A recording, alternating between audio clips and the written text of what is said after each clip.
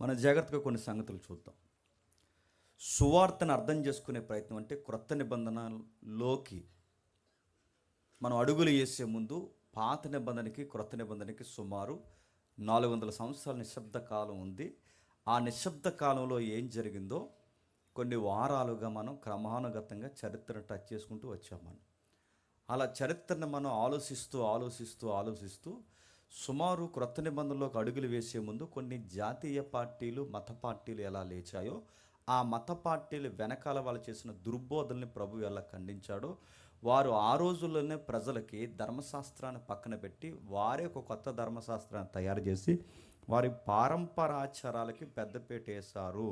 దాన్ని ప్రభు చాలా తీవ్రంగా ఖండించాడని గతించిన వారాలకి ముందు మనం చూసాం. గతించిన వారం మనం ఏం చూసాం? మనం చూసాం సువార్త యొక్క డెఫినేషన్ చూసాం. అంటే సువార్త యొక్క ఉపోద్ఘాతము, ఇంట్రడక్షన్ చూసాం మనం. ఆ సువార్త యొక్క ఉపోద్ఘాతం మనం చూసినప్పుడు సువార్తలు ఎన్నన్న ప్రశ్నతో మనం స్టార్ట్ చేస్తాం. సువార్తలు 4 కాదు, సువార్త ఒక్కటే. ఈ సువార్తను గురించి చెప్పే పుస్తకాలు మాత్రం 4. ఈ సువార్తను గురించి చెప్పే పుస్తకాలు 4 అయినను ఈ సువార్త సారాన్ని ఆ రాస్తున్నప్పుడు సువార్త అనే పదం మనకి కీవర్డ్గా మనకు కనబడుతుంది. అంటే సువార్త అనే పదం ఏదైతే ఉందో, ఈ సువార్త అనే పదము అది ఒక గ్రీకు మూల పదం. అంటే ముఖ్యంగా గ్రీక్ వార్స్ ఏవైతే ఉంటావో, గ్రీకుల యుద్ధాలలో వాడే పదమే సువార్త. దాన్నే ఇవాంగ్లియోన్ అనే పదం నుంచి వచ్చిందని. అంటే దాని అర్థం ఏంటంటే శత్రువు మీద విజయం సాధించినప్పుడు, యు అంటే గుడ్ అని, ఉంగ్లియోన్ అంటే న్యూస్ అని. అంటే ఒక గుడ్ న్యూస్, అంటే శత్రువు మీద మనం విజయం సాధించామనే పదాన్నే గుడ్ న్యూస్, దాన్నే శుభవార్త, దాన్నే సువార్త అంటారు. ఈ సువార్త అనే పదం గ్రీకుల యొక్క సంస్కృతిలో యుద్ధ నైపుణ్యంలో వాడుతున్న ఈ పదాన్ని ఎందుకు బైబిల్ రచయితలు ఉట్టంకించారు, లేదా బైబిల్ వ్యాఖ్యానకర్తలు సువార్త అనే పదాన్ని ఎందుకు వాడారంటే, మనము కూడా విజయాన్ని సాధించాం. దేని మీద? ఆదాము దగ్గర నుంచి మన మీద ఏలుతున్న మరణాన్ని ప్రభువులో విజయాన్ని సాధించాం. రేపొద్దున నిత్యత్వంలో అడుగులు వేయబోతున్నాం. ఆల్రెడీ మన విక్టరీ పీపుల్ అన్నమాట. రెండవది, శత్రువైన సాతాను మీద విజయాన్ని సాధించాం.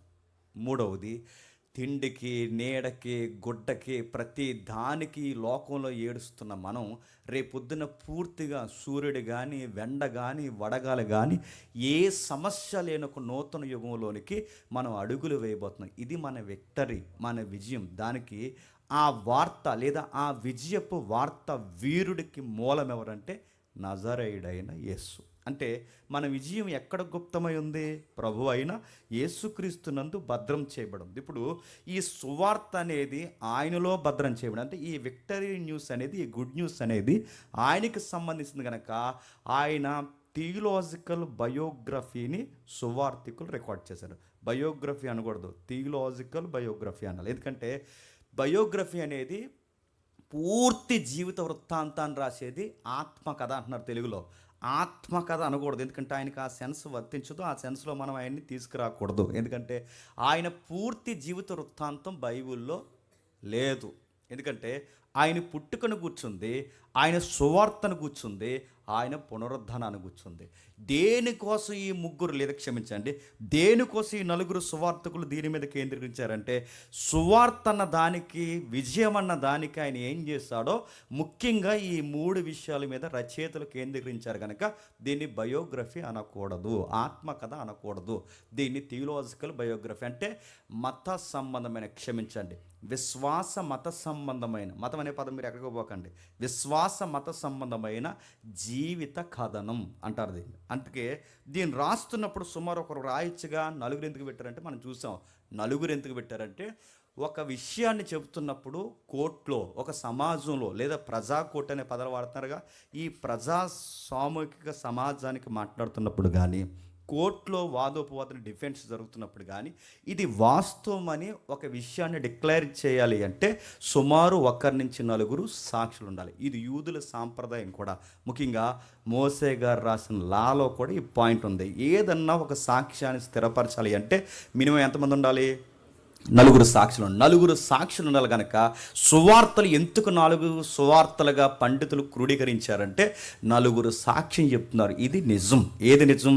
ఈ నిజంగా పుట్టాడు, ఈయన సువార్త చేశాడు, అద్భుతాలు జరిగించాడు, సాతాను బంధకాల్లో ఉన్న వారిని విడిపించాడు, మరణించి తిరిగి లేచాడు, దీనికి మా నలుగురు సాక్షులమని న్యూ టెస్టమెంట్ స్టార్ట్ అవుద్ది. అది క్రొత్త నిబంధన.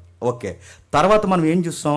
ఈ సువార్తను గురించి మనం మాట్లాడుతూ ఈ సువార్తలో ఇంక్లూడ్ అయిన ఈ పుస్తకాలని, బైబిల్ గ్రంథాన్ని మనం చదువుకోవాలి. దీన్ని చదువుకోకపోతే ఏమవుతుందంటే మనం చూస్తాం, మన బ్రతుకు పరమార్థం మనకు సరిగ్గా తెలియదు. ప్రపంచంలో చాలా పుస్తకాలు ఉన్నాయి, కానీ ఏ పుస్తకం కూడా నీ బతుకుని బాగు చేయదు. నువ్వు యుద్ధాల పుస్తకం చదివంటే రేపు కత్తేసుకుని తయారైపోతావు. నువ్వు ఏ మత గ్రంథం ఏ మత గ్రంథాన్ని నువ్వు చదివితే అందులో ఉన్న దేవుడు ఎలా బిహేవ్ చేశాడో నువ్వు కూడా అలాగే బిహేవ్ చేస్తావు. అందుకే చూడండి, కొన్ని మత గ్రంథాలు చదువుతుంటే మనకి ఎంత విడ్డూరంగా ఉంటాయంటే, దేవుడే వచ్చి పూజారి గారి భార్యని తీసుకెళ్ళిపోయాడు నదికి వెళ్ళినప్పుడు, ఎవడన్నా అడక్కండి. ఇలాంటివన్నీ చదివితే నీ క్రైమ్ స్టోరీలు చేస్తున్నప్పుడు అవి నీకు ఎలా ఉంటుంది? రైట్ అనిపిస్తుంది. అందుకే కొన్ని గ్రంథాలు ఎలా ఉంటాయంటే నిన్ను పాడు చేస్తాయి, నిన్ను కలంకం చేస్తాయి, నిన్ను కల్ట్ మ్యాన్గా నిన్ను తయారు చేస్తాయి. అందుకే ప్రపంచంలో ఉన్న ఏ గ్రంథం, ఇంకా చాలా గ్రంథాలు, పొయిటిక్ బుక్ చాలా ఉన్నాయి, ఏ పద్య భాగాలు మీరు చదవండి, నువ్వు పద్యాలు చెప్పే కవి అవుతావేమో కానీ నీ బతుకు మాత్రం రోతగానే ఉంటుంది. నువ్వు ఏ పుస్తకం అంటే ఒక సైన్స్ బుక్ చదువు, సైన్స్లో నీకు ఏదైతే యూనివర్సల్ లా ఉందో ఆ లా తెలుసుకుంటావేమో కానీ అసలు నీ యొక్క ఆరిజిన్ ఏంటో నీకు సరిగ్గా తెలియదు. అందుకే ప్రపంచంలో ఏ పుస్తకం చదివినా మనిషికి మారు మనసు వస్తుందో లేదో నాకు తెలియదు, కానీ ప్రపంచంలో ఒకే ఒక్క పుస్తకం చదివితే మనిషి ఖచ్చితంగా మారతాడు. ఆ పుస్తకం పేరే బైబిల్. ఆ బైబిల్ సువార్తలతో ప్రారంభమైంది. ఇలా ఆగాం. ఈ ఆగిన సువార్తను గురించి మనం మాట్లాడుకుంటే ఇప్పుడు మత్తయి సువార్త 1వ అధ్యాయం ఒకసారి చదవండి. 1వ అధ్యాయం 1వ వచనం నుండి చదువుదాం. అబ్రహాము కుమారుడగు దావీదు కుమారుడైన యేసుక్రీస్తు వారి యొక్క వంశావళి. హెడ్లైన్ ఏముంది? ఆ బుక్కి పేరేముంది? అది ఏముంది?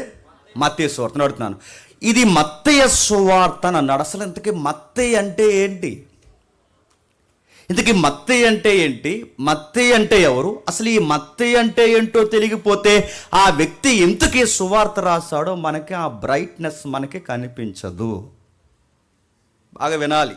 మీరు వినేదాన్ని బట్టే బోధించే విధానం ఉంటుంది. నేను చాలాసార్లు చెప్పిన మాట మళ్ళీ చెప్తున్నాను, జ్ఞానము చెప్పేవాడిని బట్టి ఉండదు, వినేవాడిని బట్టి ఉంటుంది. నేను పిహెచ్డి లెవెల్ సబ్జెక్ట్ నేను చెప్పిన వినేవాడు మొత్తం విన్నాక నాకు అర్థం అవ్వలేదంటే ఇంకా అంతే సంగతులు. ఇంకా అందుకే చెప్పేవాడిని బట్టి ఉండదు, వినేవాడిని బట్టి. మీరు ఎంత ఆసక్తిగా వింటే చెప్పండి, సబ్జెక్ట్ అంత మనకి ఎలిబరేట్ అవుతుంది. అందుకే మన జాతికి వినండి, మన సూత్రం మర్చిపోకండి. అర్థమైపోయినా అది అని చెప్తున్నారు, అర్థమైనట్టే చూడండి. సరే వెళ్దాం, జాగ్రత్తగా చూద్దాం.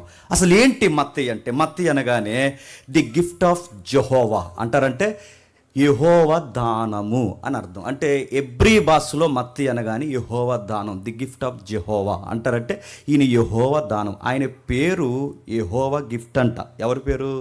మత్తయి అనగానే దేవుని బహుమానము, యెహోవా బహుమానము. సరే, ఇంతకీ మత్తయి పేరు ఎబ్రీ భాషలో యెహోవా బహుమానం అయితే మత్తయి గారికి ఇంకా మరో పేరు ఏమన్నా ఉందంటే చెప్పగలరు? లేవి అనే పేరు ఉంది. అంటే వాళ్ళకి బహుశా యూదులకి 2-3 పేర్లు ఉంటాయి. అందుకే కేఫా అన్న పేతురే, పేతురు అన్న బాగా వినండి, సీమోన్ అన్న పేతురే, కేఫా అన్న పేతురే, పేతురు అన్న పేతురే. సుమారు 2-3 పేర్లు ఉంటాయి. సౌలు, పౌలు. చెప్పండి, ఇంకా నాకు గుర్తురాట్లేదు. చెప్పండి. దిదిమాల నాన్నగారు అనుకుంటా, అది వాళ్ళది ఏదో ఉంటుంది అడ్రస్. నెక్స్ట్ రకరకాల పేర్లు ఉంటాయి. మీరు చూడండి, వీళ్ళకి 2-3 పేర్లు ఉంటాయి. ప్రభు అయిన యేసుక్రీస్తు వారు చూడండి, యేసు క్రీస్తు. మార్కు, యోహాన్, మారు పేరు గల యోహాన్. ఇలా చూడ 2-3 పేర్లు ఉంటాయి. అలాగే మత్తయి గారికి కూడా 2 పేర్లు ఉన్నాయి. మత్తయి గారి పేరు మత్తయ్య ఉంది, మత్తయి గారి పేరు లేవి అని ఉంది. సరే, ఇంతకీ మత్తయి గారు లేదా ఈ లేవి గారని ఎలా డిక్లేర్ మనం చేయొచ్చు అంటే టైం తక్కువ ఉంది కనుక నేను తెలుసుకుంటూ వెళ్ళిపోతున్నాను, మనకు అవుట్లైన్ చాలు. ఈయనకి మత్తయి అనే పేరు కాదు, లేవి అనే పేరు ఉందని ఎవరు డిక్లేర్ చేశారంటే మార్కు గారు, లూకా గారు. ఎవరు? ఆ రోజు ఆ వచనాలు అక్కడ ఉంటే మీరు ఇంటికి వెళ్ళాక ఫైట్ చేయండి, మీకు కనబడతాయి. సరే, మార్కు సువార్తలో ఈయన్ని లేవి అంటారు, లూకా సువార్తలో ఈయన లేవి అంటారు. అంటే ఈ మత్తయి గారికి మరొక పేరు ఏంటంటే లేవి అని పరిచయం ఉంది. సరే, ఇంతకీ ఈయన ఏం చేస్తుంటాడు? ఇంతకీ ఈయన ఏం చేస్తాడంటే సుంకరి. ఇప్పుడు మళ్ళీ ప్రశ్న, సుంకర్ అంటే ఏంటి? సుంకర్ అంటే ఏంటి? బాగా వినాలి. సుంకర్ అంటే ఏంటంటే బాగా వినండి. ప్రభుత్వం బాగా వినాలి. పైన ప్రభుత్వం కేంద్ర ప్రభుత్వంగా రోమా ప్రభుత్వం ఉంటే ఆ రోమా ప్రభుత్వంలో చాలామంది అధికారులు లంచగొండలు అయిపోయారంట. ఇప్పుడున్న అధికారులు ప్రతి అధికారాన్ని అడ్డెట్టుకుని ఎలా అయితే లంచాలు తినేసి ఆ మంచాల మీద ఎలాగైతే బలిసిపోతున్నారో, ఆ రోజుల్లో కూడా రోమా ప్రభుత్వంలో లంచాలు తినేసి అధికారులు బాగా బలిసారట. ఆ బలిసిన వాళ్ళు కొన్ని ఏరియాస్ని బఫర్ జోన్స్గా విడదీశారట. ఈ జోన్స్గా విడదీసినప్పుడు ఈ ప్రభుత్వం తరపున లంచాలకి మరిగిన అధికారులు ప్రజలకి అక్కర్లేని అనవసరమైన పన్నులు బాగా వేశారట. ఈ పన్నులు వసూలు చేయడానికి డైరెక్ట్ ఆఫీసర్ ఇంటికి వస్తే బాగుంటుందా? బాగోదు. ఇప్పుడు ఆఫీసర్ ఇంటికి వచ్చేసి మరి ఎంత అన్నాడంటే బాగుంటుందా? అందుకే ఈ ఆఫీసర్ని కొంతమంది ఏం చేశారంటే ఏజెంట్లను పెట్టుకున్నారు. ఈ ఏజెంట్లను ఎవరు పెట్టుకుని మళ్ళీ రోమీల్ని పెడితే మళ్ళీ జాతి భావాలు, విప్లవాలు, ఈ కథ తతంగం, మళ్ళీ ప్రభుత్వ విరుద్ధమైన చర్యలు జరుగుతుంది. ఇదంతా పెద్ద గొడవ అయిపోద్ది. మళ్ళీ మాబ్ ఏమన్నా ఫామ్ ఏంటంటే గవర్నమెంట్ ఉండపాటున పడిపోద్ది. కనుక అందుకే ఏం చేద్దామంటే యూదులు ముక్కు పిండి పన్ను వసూలు చేయాలంటే యూదుల్లో ఉన్న వారిని మనలో సానుభూతి పరుల్ని తయారు చేసుకోవాలి. అంటే వీళ్ళ మనకు సానుభూతి పరులు అవ్వాలి. యూదుల్లో ఉన్నవారే సానుభూతి పరులు అవ్వాలి. మన బ్రిటిష్ వారు ఇక్కడ పరిపాలిస్తున్నప్పుడు మన వాళ్ళే బ్రిటిష్ వారు కొంతమంది ఎలాగైతే కమ్ము కాసి ఈరోజు ఎకరాలు సాధించేసి కూర్చున్న కొంతమంది వ్యాపారవేత్తలు ఎవరు ఉన్నారో చరిత్ర తెలుసు, మీకు తెలుసు, చరిత్ర చదువు మనకే తెలుసు. వీళ్ళు ఓరకే ఇంకెవరైనా అడగకండి, ఇంకా అర్థమైతే అర్థమవుతుంది. వీళ్ళు ఓరకే ఏమీ డబ్బున్న వాళ్ళు అయిపోలేదు. ఆ రోజుల్లో బ్రిటిష్ వాళ్ళకి ఊడుగుని చేశారు. ఒక్క మాట చెప్పాలంటే జాతి ద్రోహం చేశారు. మన వనరుల్ని వాళ్ళకి తాకాటు పెట్టారు. వాళ్ళ తరపున కమ్ము కాశారు. ఇంకా దరిద్రం ఏంటి చెప్పిన మీకు హిస్టరీ నేను చెప్పిన ఆ టైంలో మీరు లాస్ట్ ఇయర్ మనం ఎంతమంది ఉన్నారు, మనం ఒక కాన్ఫరెన్స్ హాల్లో కూర్చొని చాలామందికి కాన్ఫిడెంట్గా కొన్ని హిస్టరీ క్లాసెస్ చాలా స్ట్రాంగ్గా ఇచ్చాం. ఎంతమందికి ఫాలో అయ్యారో తెలియదు. ఆ టైంలో మిషనరీస్ కూడా స్థానిక మోతుబర్లు ఆటంకం అయిపోయారు. ఇది మీకు అర్థమైతే స్థానిక ప్రజలు నమ్మేసే ప్రతి పనికి మాలినోడు ప్రతి తరంలో ఉంటారు. కొంపలు నమ్మేసేవారు కొంపల్లో ఎలా ఉంటారో, జాతి నమ్మేసేవారు జాతిలో ఎలా ఉంటారో, సంఘాన్ని నమ్మేసేవారు సంఘంలో ఎలా ఉంటారో, సొంత యూదులు నమ్మేసే కొంతమంది తయారయ్యారు. ఆ తయారైన వాళ్ళ పేర్లు సుంకర్లు. ఎవరు?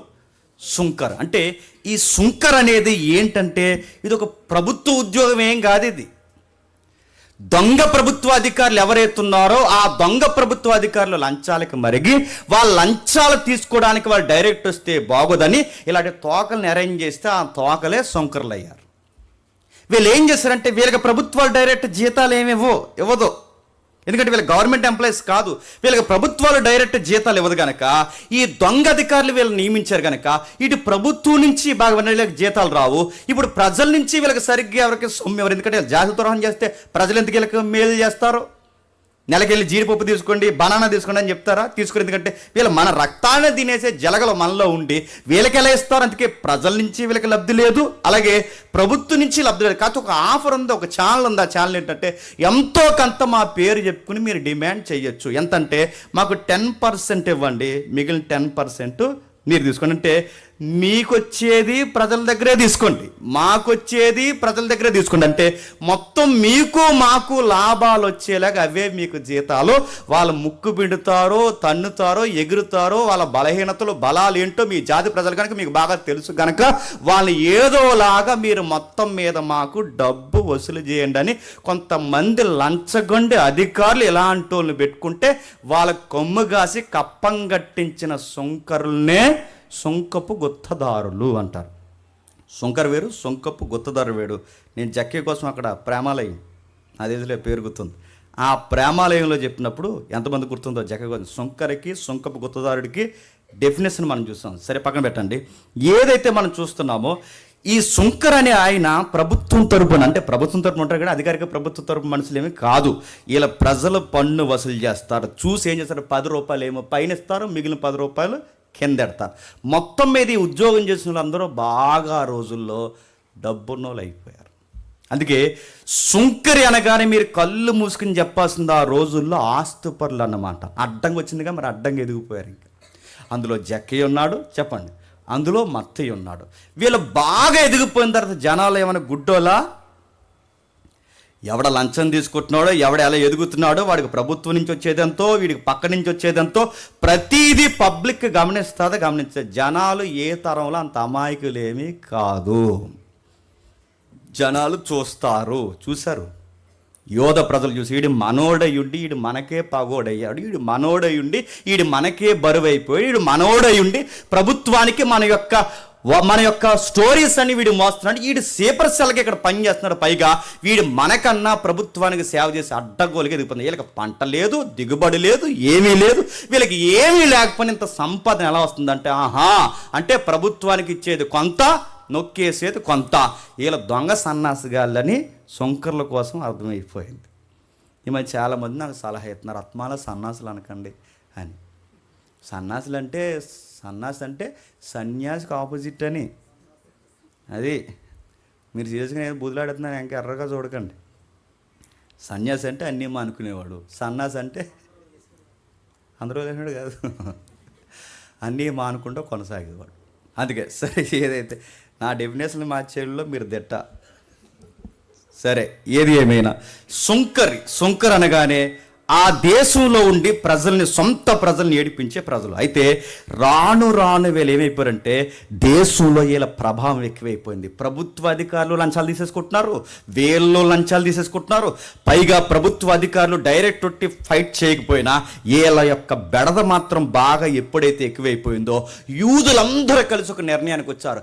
ఈ సుంకర్లు ఈ రోజు నుంచి వీళ్ళు మన జాతి ప్రజలైనను వీళ్ళని యూదులుగా గుర్తించడానికి వీలు లేదు, డిక్లేర్ అయిపోయింది అంతే.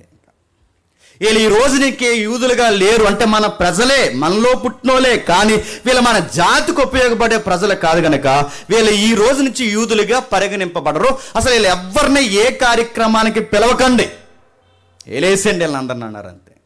వీళ్ళు ఏ కార్యక్రమానికి పిలవద్దు, ఏ పేరంటానికి పిలవద్దు. వీళ్ళు ఎలాంటి వారంటే మన సొంత వారైనను వీళ్ళు మన యోధ జాతికి ద్రోహం చేస్తున్నారు కనుక వీళ్ళు మన జాతి ప్రజలైన ఎలాంటి వాళ్ళు అంటే వేశ్యలతో సమానం అన్నారు.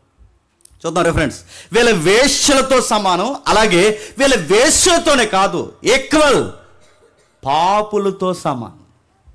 సుంకర్ ఈక్వల్ టు పాపి ఈక్వల్ టు వేశ్య. అంటే ఇవన్నీ ఒకే క్యాడర్లోకి చేర్చడానికి కారణం ఏంటంటే ఇక సుంకర్ అనగానే ఇంక అడ్రస్ ఏం అవసరం లేదు. ఆ రోజుల్లో సుంకర్ అనగానే చెప్పండి పాపి, సుంకర్ అనగానే వేశ్య లాంటోడు, సుంకర్ అనగానే పాపి ప్రతిదాన్ని ఎలాగైతే మింగుతాడో, వేశ్య అనగానే అడ్డు అదుపు లేకుండా నచ్చిన ప్రతి దక్కన ఎలాగైతే నిద్రిస్తాదో వీళ్ళు కూడా ఏ ఎండకు ఆ ఎండకి గొడుగు కాసే రకాలు గనక వీళ్ళ వేశ్యలతో సమానులని అనేక వచనాలు సెలవిచ్చే. కొన్ని వచనాలు చూద్దాం ఒకసారి రండి. మత్తయి సువార్త 9వ అధ్యాయం, మత్తయి సువార్త 9వ అధ్యాయం 10-11 వచనాలు. మత్తయి సువార్త 9వ అధ్యాయం. యేసుక్రీస్తు వారి ఇంట్లో భోజనానికి కూర్చుని ఉండగా ఇదిగో సుంకర్లను పాపులను అనేకులు వచ్చి, ఎవరట? ఇదిగో సుంకర్లను, చెప్పండి, పాపులున్న దగ్గర ఎవరున్నారు? సుంకర్లు ఉన్న దగ్గర ఎవరున్నారు? ఇప్పుడు కింద పెద్ద మనుషులు చూస్తున్నారు, ఆ హిందుస్థాన్ని ఏమంటున్నారు ఒకసారి చదవండి.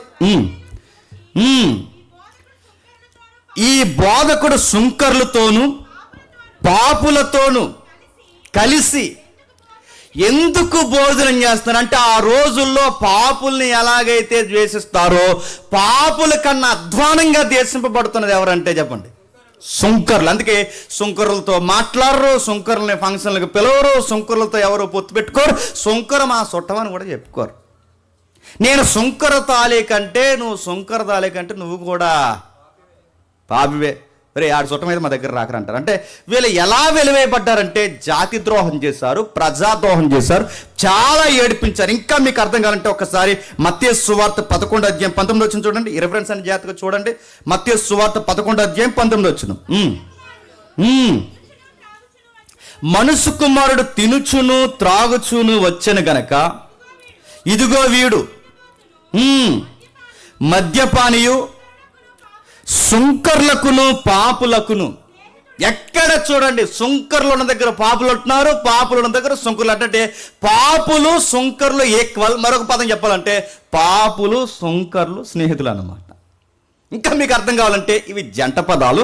ఇంకా మీకు బాగా అర్థం కావాలంటే ప్రజలలో పిన్ పాయింట్ లాగా నోట్ అయిపోయిన ఒకే ఒక్క పదం ఏంటంటే సుంకరి అనగానే ట్యాక్స్ వసూలు చేసేవాడు, సుంకరి అనగానే ప్రభుత్వం తరపున మనిషి, సుంకర్ అనగానే సేపర్ సెల్లో, సుంకర్ అనగానే ఇవేం కాదు. ఆ రోజుల్లో సుంకర్ అనగానే చెప్పండి పాపి, అంతే. వాడిని పట్టాన్ని గౌరవించరు, పట్టాన్ని ఎక్కడికి పిలవరు. మరి దేనికోసం ఒక మనిషి చుట్టం లేకపోయి, పొరుగుడు మాట్లాడిపోయి, ఎదురింటోడు మాట్లాడిపోయి, ఎవరితోనూ సంబంధం లేకపోయినా వీళ్ళు ఎలా బతికేస్తున్నారు ధైర్యంగా అంటే వీళ్ళకి డబ్బు ఉంటే చాలు, ఎవరు లేకపోయినా పర్లేదు. ఎవరు? వీళ్ళకి డబ్బు ఉంటే చాలు, వీళ్ళకి డబ్బు మనుగడ వస్తే చాలు, రాబడి వస్తే చాలు, ఎవడెలా పోతే మాకేంటి ఆ రకం అన్నమాట. ఎవరు? సుంకర్లు. ఇంకా ఏముంది? ఇదే లూకా సువార్త 15వ అధ్యాయం మొదటి 2 వచనాలు చూడండి. ఆ సమయమున యెరూషలేములో నుండి శాస్త్రులను పరిసయ్యులను యేసుక్రీస్తు వారి వద్దకు వచ్చి, నీ శిష్యులు చేతులు కడుక్కోకుండా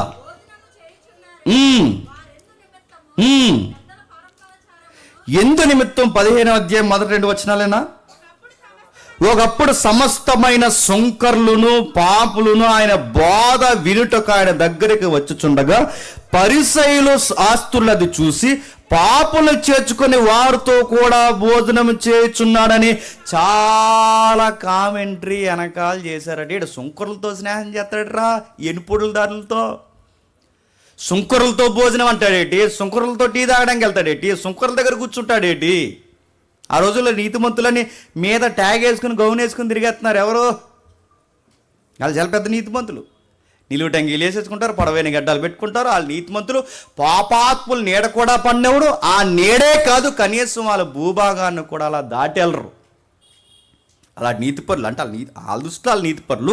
ఆ నీతిపరులు అయిన వాళ్ళు వచ్చి అంటున్నారట, ఇదెట్టా కుదురుద్ది, నీతి అంటాడు, సమాధానం అంటాడు, వ్యభిచారాన్ని రద్దు అంటాడు, నీతి విలువలు ఉండాలంటాడు, అదంటాడు, అబద్ధం ఆడొద్దు అంటాడు. ఈయన తెల్లారితే అబద్ధాలు ఆడి బతికి అబద్ధాల బతుకులతో ఎలా స్నేహం చేస్తున్నాడు, ఇదెట్టా అని వెనకాల పెద్ద కామెంటరీ న్యూస్ పెరిగిపోయిందంటే ఎవరికి?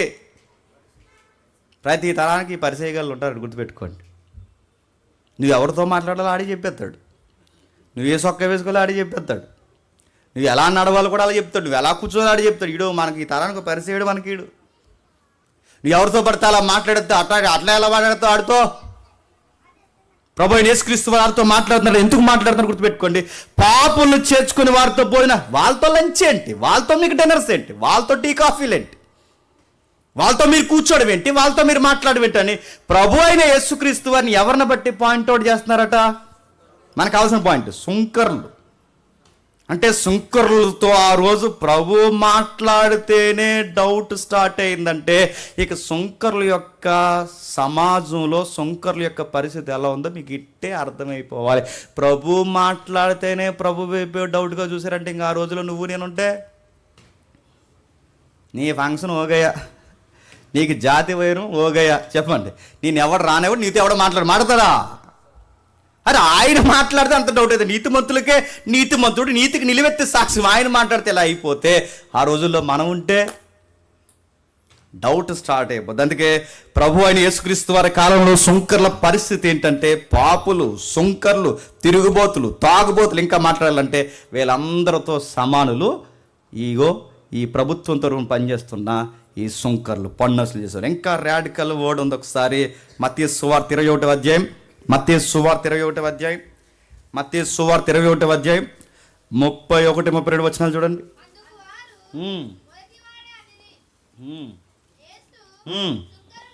సుంకర్లును వేశ్యులను వీరికంటే ముందుగా దేవుని రాజ్యములో ప్రవేశించుదురని. ఇప్పుడు చెప్పండి, పరలోకానికి ఎవరు వెళ్ళరంట? పరలోకానికి ఎవరు వెళ్ళంట? జాతకం వినండి. పరలోకానికి ఎవరు వెళ్ళరంట?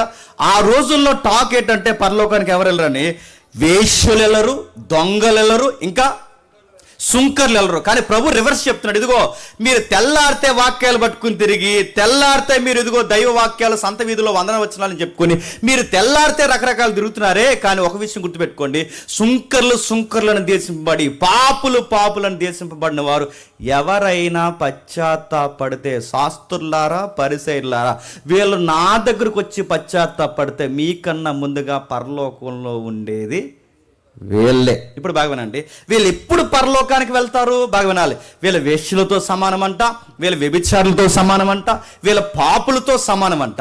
ఇంత సమానమైపోయిన వీళ్ళు ఎలా పరలోకానికి వెళ్తారంటే అలా వడ్డీ వ్యాపారాలు చేసుకుంటూ వెళ్తే ఉండరు. చాలామంది దిక్కుమాలిన ప్రశ్నలో ఒక ప్రశ్న ఏంటంటే, ఎన్నిసార్లు చెప్పిన అడుగుతారండి, క్రైస్తవులు వడ్డీ వ్యాపారం చేయొచ్చా? చెయ్యి, నేను అడ్డారు కూడా అతడు చెయ్యి. క్రైస్తవులు వడ్డీ వ్యాపారం చేయొచ్చా? ఇలాంటి వడ్డీల మీద బతుకునోడే అన్ని వదిలొచ్చేసాడు మత్తయ్య. ఇలాంటి వడ్డీల మీద బ్రతుకునోడే, ఇలా ఉంటే జీవితం నడ్డి ఇరిగిపోద్దని అర్థమైన వాడే జక్కయ్య. నువ్వు రూపాయికి 10 రూపాయలు, 10 రూపాయలకి 5 రూపాయలు, 5 రూపాయలకి చక్కెర వడ్డీ, ఆ వడ్డీ ఈ వడ్డీ, బారు వడ్డీలు ఎదురు తిరిగితే చెప్పండి, బారుగానే సాగతిస్తాడు ఆయన. నువ్వు అడుగుతున్నాను ఎలా దీవిస్తాడు? నీ వ్యాపారం ఎలాంటిది, నీ వ్యవహారం ఎలాంటిది, నీ డబ్బు సంపాదన ఎలాంటిది? ఆ నెత్తి మీద 10, ఈ నెత్తి మీద 10, అక్కడొక 10, ఇక్కడొక 10, అడ్డగోల సంపాదనలు ఎదుగుతున్నావా? జాగ్రత్త. ఇలాంటి దొంగ వ్యాపారాల్లో ఈ టర్న్లో మనం మాట్లాడుకుంటే, ఈ ట్రెండ్లో మాట్లాడుకుంటే, దొంగ వ్యాపారంలో అడ్డదిడ్డంగా బాగా బలిసిపోయిన వ్యాపార వ్యక్తుల్లో ఒక వ్యక్తి చెప్పండి, సువార్త రాశాడు. ఆ సువార్త పేరు చెప్పండి. అది అకార్డింగ్ టు చెప్పండి గాస్పెల్ ఆఫ్ మాథ్యూ. ఆయన సువార్త రాయడానికి ముందేంటి, ఇదిగో ఆయన బయోగ్రఫీ, ఆయన జీవితంలో ఏం జరిగింది, ఇదిగో ఇది జరిగింది. ఆయన ప్రజలకు దూరం, ఫంక్షన్లకు దూరం, ప్రజానికాలకు దూరం, ప్రభుత్వానికి నీడ కింద బతుకుతున్నాడు. ఒక్క మాట చెప్పాలంటే లంచాలకు మరిగిన జలగలంటామే, ఆ జలగల్లో ఒక పెద్ద జలగ. ఎవరు చెప్పండి? అలానే హెరేటండి మా అత్తయ్య గారిని అనకండి, హిస్టరీ అలా ఉంది, నేనేం చేయను, అది హిస్టరీ. అంటే మత్తయ్య గారు అలాంటి లంచాలకు మరిగినోడా, డబ్బు తిన్నోడా, ఇలాంటోడా? ట్యాక్స్ కలెక్టర్ అనే సౌండ్ బాగుందేమో కానీ ఆ సౌండ్ చెప్తే ఎవడో దగ్గర రానివ్వడు. ఆ రోజుల్లో ఎవరు పట్టుకోరు, కనీసం మాట్లాడరు. వేష్యని ఎలా చూస్తారు, సుంకర్ని ఎలా చూస్తారు, పాపని ఎలా చూస్తారు, సుంకర్ని ఎలా చూస్తారు. ఇంకా మాట్లాడుకోవాలంటే వ్యర్థుల్ని ఎలాగైతే చూస్తారో అలా టోల్ని చూస్తారు. ఆ టైములో మత్తయ్య గారికి బహిరంగ, బాగా వినాలి, ఆ టైములో మత్తయ్య గారికి బహిరంగ సువార్తలు చేస్తున్న ప్రభు యొక్క వాక్యాలు వినబడడం స్టార్ట్ అయ్యాయి. వీలైతే సూజన్ సిరీస్ అని నెట్లో ఉంటుంది. మత్తయ్య ఎలా అంటాడు లేదో నాకు తెలియదు కానీ ఆయన డైరెక్టర్ మాత్రం అలా చూపించాడు ఆయన ఎవరిని, మత్తయ్య గారిని. అందులో మత్తయ్య చాలా క్యూట్గా ఉంటాడు. అంత క్యూట్ ఏం కాదు చెప్పండి, బాగా క్యాస్ పార్టీ ఆయన. వీలైతే చూడండి, ఎందుకంటే వాళ్ళు చూపించే ఎలివేషన్ చాలా బాగుంటుంది. సూజన్ సిరీస్ చూడండి. మీకు సీరియల్ అలవాటు పోయి ఈ సిరీస్ చూసే మనసు దేవుడు మీకు ఇచ్చును గాక. మీ రీల్స్ చచ్చిపోయి చెప్పండి, ఈ సిరీస్ చూసే మనసు దేవుడు మీకు ఇచ్చును గాక. గాస్పల్లోనే మీ మనసు ఎప్పుడు వర్ధిల్లును గాక. ఆమెనన్నవాడు చెయ్యకపోతే శాపగ్రస్తు అవును గాక. ఇప్పుడు అనండి, అనరు. చూడండి సరే. ఏదేమైనా మత్తయ్య గారు సరిగ్గా ఆ టైంలో మత్తయ్య గారు అలా తిరుగుతున్నప్పుడు హిస్టరీ చెప్తుంది, చరిత్ర చెప్తుంది, ప్రభు బహిరంగ పరిచర్య చేస్తాడు. అంటే పబ్లిక్ మీటింగ్స్, ఓపెన్ మీటింగ్స్, సంత వీధుల్లో మాట్లాడుతున్నాడు, కొండల మీద మాట్లాడుతున్నాడు, గుట్ల మీద మాట్లాడుతున్నాడు, ఎక్కడ గుంపుంటే అక్కడ మాట్లాడుతున్నాడు. అంతకు మించి భయంకరమైన ఆయన బోధ ఏంటంటే దేవాలయపు ఆవరణంలో కూడా మాట్లాడుతున్నాడు, సమాజ మందిరాల్లో మాట్లాడుతున్నాడు. ఈయన బోధ పబ్లిక్లో టాక్ ఎక్కువైపోయింది. అరే భలే మాట్లాడుతున్నాడు రా, అరే ధర్మశాస్త్రంలో ఉన్న మూలాలు ఇలా ఎత్తి చెప్తుంటే భలే అనిపిస్తుందిరా. ఇప్పటివరకు శాస్త్రులు పరిశీలు దొంగబోత చెప్పారా మనకి. అసలు ఒరిజినల్ గాస్పల్ అంటే ఇదిరా, ఒరిజినల్ సువార్త అంటే ఇదిరా, ఇదిగో మూలాలు ఇదిరా, మోసే చెప్పిన ఇదిరా, భలే చెప్తున్నాడు రా. పేద ప్రజలకు స్వస్థత ఇస్తున్నాడు రా, పేద ప్రజలను ఆదరిస్తున్నాడు రా, వ్యభిచారుల్ని మారుస్తున్నాడు రా, కుష్ఠరోగులను శుద్ధిపరుస్తున్నాడు రా. అదే కాదురా, ఆయన ప్రాక్టికల్గా లైఫ్ చాలా జెన్యూన్గా ఉంది. అలాగే అంతకు మించి ఏంటంటే ఆయన చెబుతున్న దైవిక వాక్కు ఉరుము వలె అనిపిస్తుందిరా. ఆయన మాట్లాడుతుంటే ఎవడైనా మారిపోవాలనిపిస్తుంది. అంటే ఏం చెప్పాడు ఏంటంటే ఆ నోట ఈ నోట మౌత్ పబ్లిసిటీ పెరిగిపోయింది. ఈ మౌత్ టాక్ అలా వెళుతున్నప్పుడు ఎవరో మత్తయ్య గారి సేవలో అప్పటికే యేసుక్రీస్తు వారిని గూర్చి ఊదారు.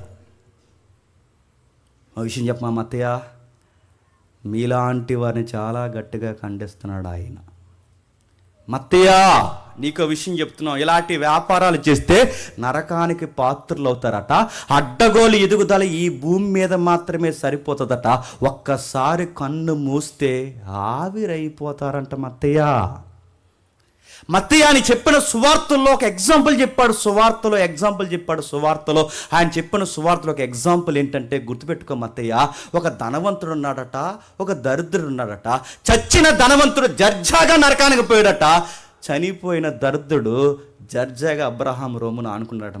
మత్తయ్య మీకు అర్థమవుతుందో లేదో, ఈ భూమి మీద ఎంత ధనవంతులు అయినను చస్తే మనకి నీటి చుక్క పచ్చని మొక్క కూడా కనబడదంట మత్తయ్య అన్న టాక్స్ అప్పటికి మత్తయ్య గారికి వినబడుతున్నారని మీరెట్లా చెప్పగలరు జేమ్స్ గారు అని మీరు నన్ను అడిగితే, బాగా వినండి, మీరెట్లా చెప్పగలరని మీరు నన్ను అడిగితే, మత్తయ్య దగ్గరికి వెళ్ళి సుంకపు మెట్ట దగ్గర కూర్చున్న మత్తయ్య దగ్గరికి ఎక్కువే మాట్లాడండి ప్రభు.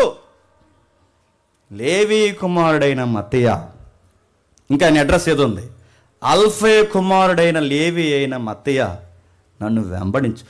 ఒక్క మాట మత్తయ్య సుంకపు మెట్ట దగ్గర కూర్చొని ట్యాక్స్ వసూలు చేస్తున్న టైంలో వెళ్ళి నా వెనకాల వచ్చే అన్న వెంటనే వచ్చేసాడంటే అప్పటికే ప్రభువు గురించి నీకేముంది, నాలెడ్జ్ ఉందన్నమాట. అప్పటికి ఈయన గూర్చిన అవగాహన ఈయనకుంది. ఆయన బోధన గురించి అవగాహన ఉంది, ఆయన జీవితాన్ని గురించి అవగాహన ఉంది, ఆయన ఏం చెప్తున్నాడో ఎలా జీవిస్తున్నాడో అన్నిటి మీద అవగాహన ఉంది. కనుక అలాంటి మహానుభావుడు సరాసరి తన ఉద్యోగం అడ్డాలోకి వచ్చి ఆ సుంకపు మెట్ట దగ్గర నిలబడి నా వెనకొచ్చి అనగానే ఇలాంటి మహానుభావుడు వచ్చి నన్ను వచ్చామన్నప్పుడు ఇంకెందుకబ్బాయి జీవితం అని చెప్పండి, అన్నీ వదిలిచ్చేసాడు. ఎప్పుడైతే వచ్చాడో ఇక తప్పక మనసు ఒప్పక నేను వ్యాపారం వదలలేక నీ వెనకాల రాలేక కొన్ని రోజులు నన్ను అలా వదిలేండి అనలేదు ఆయన. ఏం చేశాడు తెలుసా? లూకాసు సువార్త 3వ అధ్యాయం 12వ వచనం నుంచి జాగ్రత్తగా. లూకాసు సువార్త 3వ అధ్యాయం 12వ వచనం నుండి.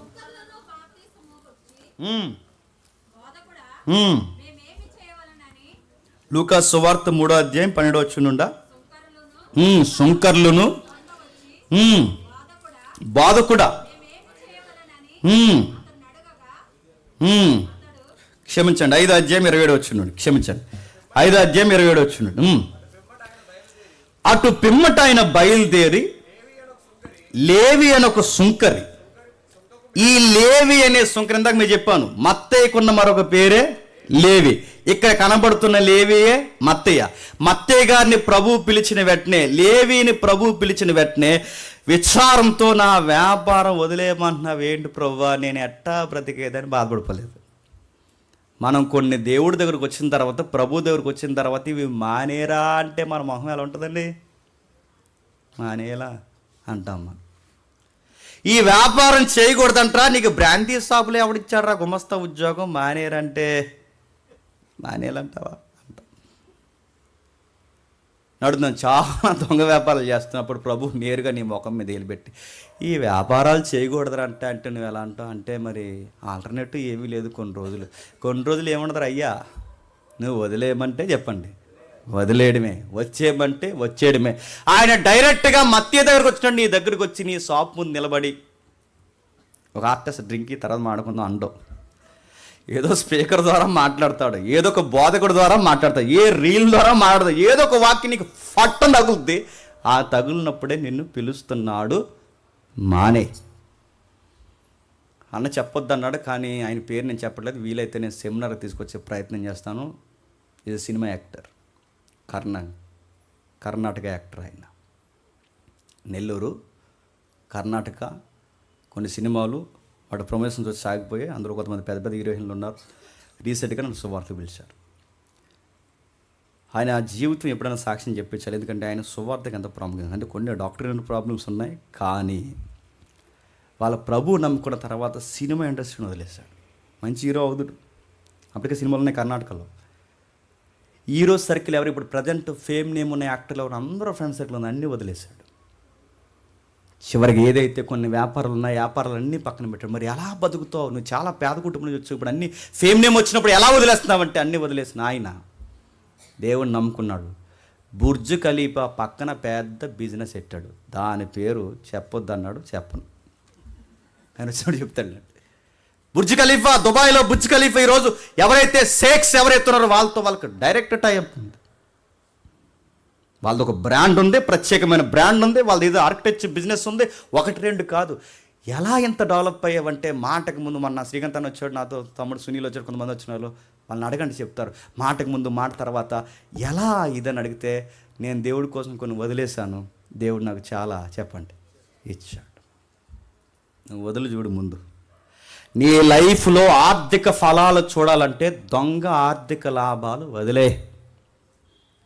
అన్యాయంగా ఒకరి దగ్గర తీసుకోవడం మానే, అన్యాయ వ్యాపారాలు మానే, అన్యాయపు రూపాయిని మానే. పొరుగుడు ఏదో నీ దగ్గర వస్తూ ఉంటే అది వాడికి ఇచ్చేంత వరకు నీ మనసు బాగోకుండా ఉండేలాగా నువ్వు చూసుకో, అప్పుడు నువ్వు సక్సెస్ అవుతావు.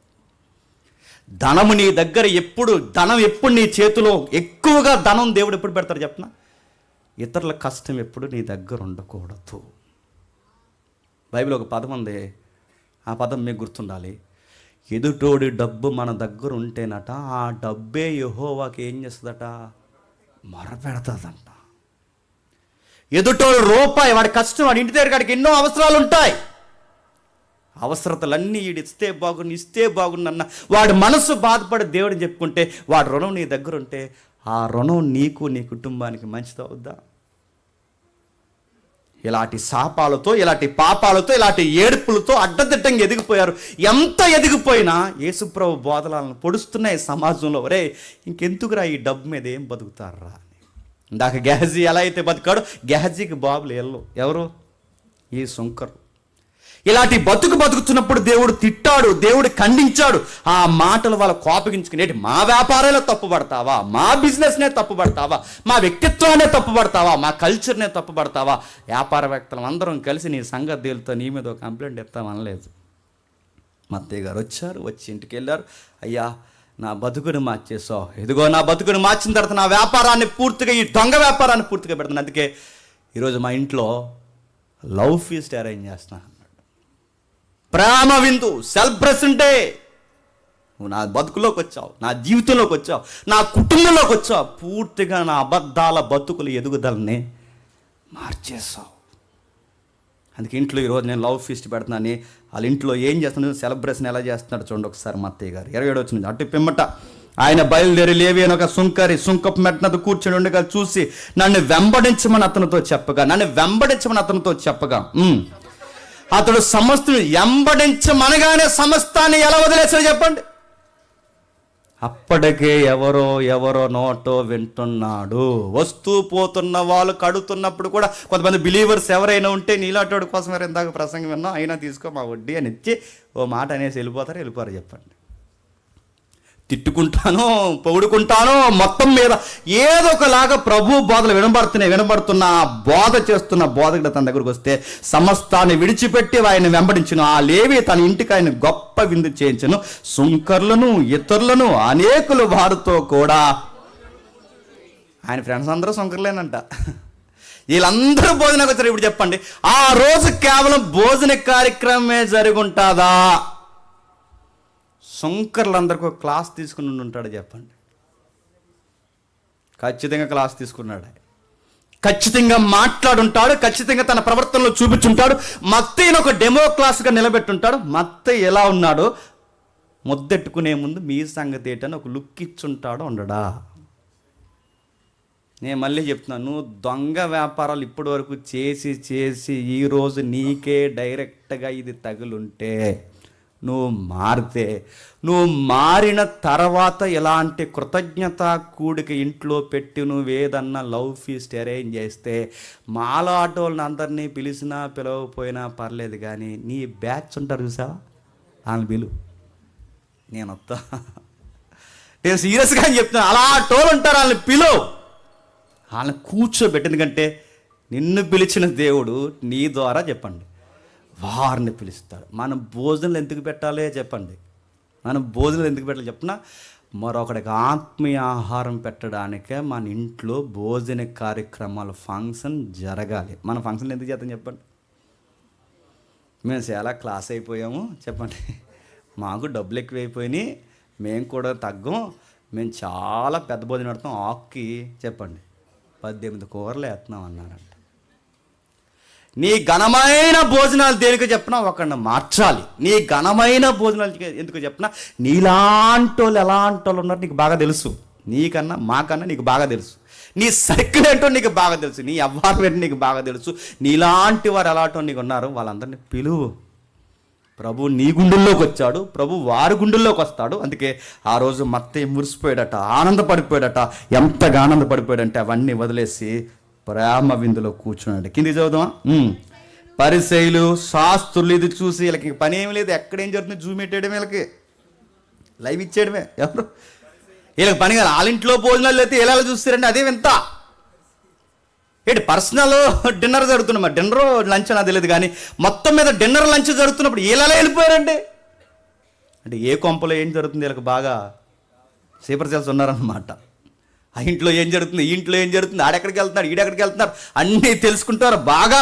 అన్ని కొంపల్లో ఏమేం జరుగుతుందో, వాళ్ళు మాంసం వేసుకున్నారు, సారు వేసుకున్నారు, పప్పు వేసుకున్నారు, అన్నీ మాంసం వేసారే, అయిపోయినాయి డబ్బులు. మరి వాళ్ళు జేబులు ఎత్తున్నారు కదా మరి, బాగా సరే బాగా ఇట్టారండి 4 కూరలంట అని. సరే ఏదైతే కిందికి చెప్తున్నాడు, కిందికి మాట, సుంకర్లతోనూ పాపులతోనూ మీరేలా తినుచున్నారు త్రాగుచున్నారని ఆయన శిష్యుల మీద. ఆయన దగ్గర డైరెక్టర్కి వెళ్తే సి అంటాడని చెప్పండి. ఎప్పుడు గుర్తుపెట్టుకోండి, మేనోడి దగ్గరకు వచ్చి ఎప్పుడు డైరెక్ట్ మాట్లాడరండి. ఆ వెనకాల తిరుగుతారు, వెళ్ళరా అయిపోండి వెళ్ళిపోతే వెనకాల అడితే ఎవరైనా కూర్చుంటారా, అలాంటి లంచ్కి వెళ్తాను. ఆయనకి ఎలా చెప్పలేవు, నువ్వు సోపేస్తున్నారంటే ఎవరికి, ఎందుకో చాలామంది అవుతున్నారు. మరి ఎందుకో సమస్తము దేవుడే ఎరుగునుగాక. సరే ఆ వెనకాల ఉన్న వాళ్ళు డిస్టర్బ్ చేస్తున్నారట. ఆయన దగ్గరికి వెళ్తే చీ అంటాడు, ఆయన దగ్గరికి వెళ్తే తూ అంటాడు, ఆయన దగ్గరికి వెళ్తే వాక్యపు కొరడ తీసి కొడతాడు. అందుకే వెనకాల ఉన్న వాళ్ళందరినీ డిస్టర్బ్ చేస్తున్నాడు, చాలా డిస్టర్బెన్స్ చేసి ఇదిగో ఆ శిష్యులు బుర్రపాటు చేసి, మరి వాళ్ళతో మీకు భోజనాలు ఏంట్రా, వాళ్ళతో మీరు కూర్చోడం ఏంట్రా, వాళ్ళతో మీరు తిరగడం ఏంట్రా అంటున్నాడు. ప్రభు వాళ్ళతో ఎందుకు తిరుగుతున్నాడు చెప్పనా, వాళ్ళని మార్చడానికి తిరుగుతున్నాడు. ప్రభు వాళ్ళతో ఎందుకు కూర్చున్నాడు తెలుసా, వాళ్ళ మారారు కానీ కూర్చున్నాడు. ప్రభు వాళ్ళతో ఇందు కార్యక్రమాలకు ఎందుకు వెళ్తున్నాడు చెప్పిన, రేపాలనే గొర్రెపిల్ల ఇందులో కూర్చోడానికి అర్హులుగా వారిని మారుస్తున్నాడు. ఆయన ఎందుకు తిరుగుతున్నాడు, ఆయన సుంకరవడానికి కాదు. ఆయన ఎందుకు తిరుగుతున్నాడు, ఆ లంచాల్లో సగం లంచం ఇస్తారని కాదు. ఆయన ఎందుకు తిరుగుతున్నాడు, వాళ్ళని మార్చడానికి. మీరు ఎవరినైతే ద్వేషించారో, మీరు ఎవరినైతే తప్పుడు వ్యక్తులు అన్నారో, మీరు ఎవరినైతే పనికిరాని వ్యక్తులు అన్నారో, మీరు ఎవరైతే వీళ్ళని దేశించి కనీసం వీళ్ళ ఫంక్షన్లకు వెళ్ళలేదో, ఆ పశ్చాత్తాపడుతున్న శంకరులు చాలామంది ఉన్నారు. వాళ్ళు ఎవరికి చెప్పుకోలేరు, వాళ్ళతో బాతుకులు కూడా సరిగ్గా మాట్లాడరు, వాళ్ళు ఏ పాస్టర్ గారు కూడా వాళ్ళ దగ్గరికి రారు.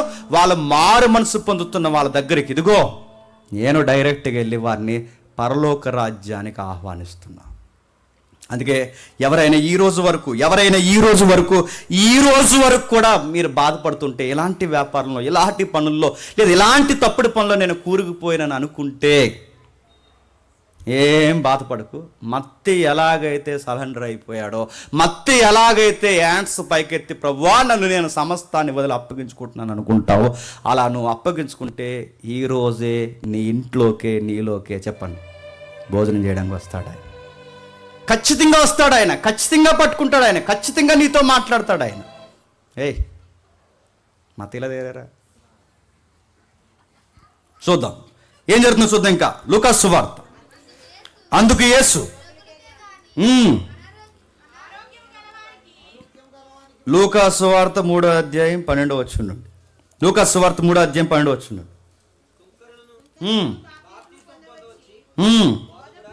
బోధకుడా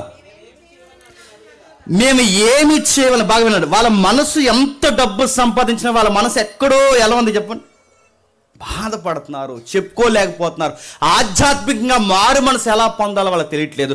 ఆ బాధపడుతున్నప్పుడు వాళ్ళు ఏమంటున్నారో చూడండి. వాళ్ళు బాధపడుతూ కిందకు వచ్చి యోహాను గారితో, బాప్టిజాలు ఇచ్చే యోహాను గారు ఉన్నారుగా, ఆ యోహాను దగ్గరికి వెళ్ళి మమ్మల్ని ఏం చేయమంటారు చెప్పండి సార్. మా పితరుల దగ్గర నుంచి ఆర్థిక ఇబ్బందుల వల్ల మేము అలా అలవాటు అయిపోయాం, ఆ వ్యాపారంలో తెలియకుండా దిగిపోయాం, పోనీ తెలిసే దిగిపోయాం, ఇప్పుడు మాకు మారాలనిపిస్తుంది, మమ్మల్ని ఏం చేయమంటారంటే అప్పుడు యోహాను గారు అంటారు, మీ కష్టానికి తగిన ప్రతిఫలమే తీసుకోండి తప్ప ప్రజలు బాధపడేలా మీరు ₹1 తీసుకున్నా మీకు నియమింపబడింది కాకుండా అడ్డగోలు లాభాలు ఎతికారో దేవుని రాజ్యానికి దూరం అవుతారు సుమా అని చెప్పాడు. ఎవరైనా బిజినెస్ చేసే వాళ్ళు ఉంటే మీ అందరికీ చెప్తున్నాను, ఎవరైనా ఉద్యోగం చేసే వాళ్ళు ఎవరైనా ఉంటే మీరు చెప్తున్నారు. చాలామంది అడుగుతారు, మరి ఈ వ్యాపారం చేయొచ్చు అంటే చెయ్యి, దుర్వ్యాపారం కాకుండా మంచి వ్యాపారం మీద చెయ్యి. కానీ ఆ మంచి వ్యాపారాన్ని కూడా నీ కష్టానికి తగిన ప్రతిఫలమే తీసుకోవాలే తప్ప అధిక లాభడి కనుక నువ్వు ఎక్స్పెక్ట్ చేసావో ఎదుగుదల కన్నా చెప్పండి నీ పతన వ్యవస్థను నీకు నువ్వే గొయ్యితోకుంటావు అనుకుంటున్నావు. నీ జీతాలు వస్తున్నప్పుడు జాగ్రత్త, నీ గవర్నమెంట్ తరపున పనిచేస్తున్నప్పుడు జాగ్రత్త, నీ వ్యాపారంలో జాగ్రత్త, నీకు లాభాలు వస్తున్నప్పుడు జాగ్రత్త. ఎదుటోడికి ఒక 100 ఇచ్చిన తర్వాత మళ్ళీ అడుగుతున్నప్పుడు వాడితో 100కి లేదు నేను 200 ఇచ్చాను అన్నప్పుడు జాగ్రత్త. మీ ధనం ఏంటో మీకు తెలుసు, మీ కష్టం ఏంటో మీకు తెలుసు, మీ లాభం ఏంటో మీకు తెలుసు. అన్యాయంగా మళ్ళీ చెప్తున్నానండి, ఎప్పుడు గుర్తుపెట్టుకోండి, మన డబ్బు ఎప్పుడు ఎదుటోడి దగ్గర ఉండిపోయినా పర్లేదు, కానీ ఎదుటోడిది ఎప్పుడు మన దగ్గర ఉండకూడదండి. ఈ సూత్రం ఎప్పుడు గుర్తుపెట్టుకోండి. మనం ఎప్పుడు ఇచ్చేలా ఉండాలి. మన డబ్బు వాడి దగ్గర ఉండిపోయినా పర్లేదు పోనీ, కానీ వాడిది ₹1 పలానా రోజు జేమ్స్ దగ్గర నా డబ్బు ఉండిపోయిందని ఎప్పుడు అనకూడదు. నీ దగ్గర అనకూడదు, నా దగ్గర అనకూడదు. మన డబ్బు పోయినా పర్లేదు, కానీ వాళ్ళది ఎప్పుడు ఎవరి కష్టం మన దగ్గర ఉండకూడదు. ఎందుకంటే దేవుడు ఖచ్చితంగా ఇవి తూకాలేస్తాడు. అందుకే వాళ్ళు గిల్ట్ ఫీల్ అవుతున్నారు, అపరాధ భావానికి గురవుతున్నారు. మమ్మల్ని ఏం చేయమంటావు అంటే సరే చేసింది చేస్తారు, ఇక నుంచి చేయమని, కష్టానికన్నా ఎక్కువ ప్రతిఫలం ఆశించమని, ఈ దొంగ వ్యాపారాల్లో చేతులు ముంచమని బాప్టిజాలు తీసుకోండి రండి అన్నాడు. ఎవరు? ఇప్పుడు చెప్పండి, వాళ్ళు ఎంత దొంగ సంపాదిస్తున్నా ఎక్కడో అపరాధ భావం ఉంటుందా? అపరాధ భావం ఈ దొంగ వ్యాపారస్తులందరికీ ఉందగానికే దేవుడికే కిరీటం ఇచ్చారంట. వజ్రాల కిరీటం. ఎవరో ఏ దేవుడు ఏ కిరీటం అని అడగండి, అర్థమవుద్ది. దేవుడికి బాగుండి వీళ్ళ వ్యాపారాల్లో వీళ్ళకి గిల్ట్ స్టార్ట్ అయింది కనుకే గంధవ చెక్కలు అమ్మేసే వాళ్ళందరూ కిరీటం చేయించారంటే ఎవరికి? దేవుడికి వడ్డానాలు చేస్తారు, దేవుడికి మంగళసూత్రం చేస్తారు, దేవుడికి గంట కొడతారు, దేవుడికి రకరకాలు వేస్తారు. ఒక మాటలో చెప్పినా వీళ్ళ దేవుడికే లంచం ఇస్తున్నారన్న సంగతి మర్చిపోకు.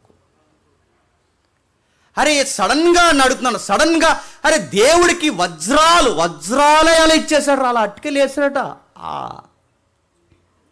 అదొద్దు ఆ పదం.